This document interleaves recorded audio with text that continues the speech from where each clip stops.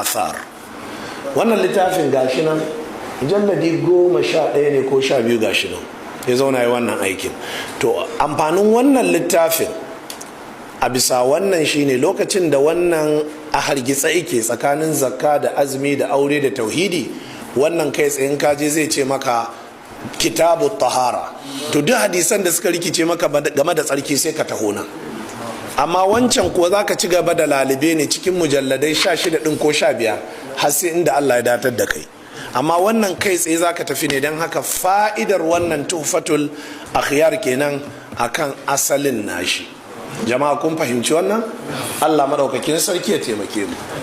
Littafin da ke biye da wannan wajen nagarta shine littafin ta'wilu mukhtalifil hadith والرد على من يريب في الأخبار المدعى عليها التناقض.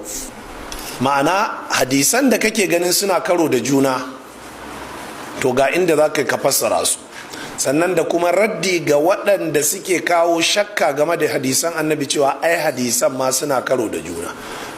Al-imamu ibnu Qutayba ad-Dinawari, Abi Muhammad Abdullah ibn Muslim ibn Qutayba, wannan littafin gashi nan ta hakikin Malam Salim.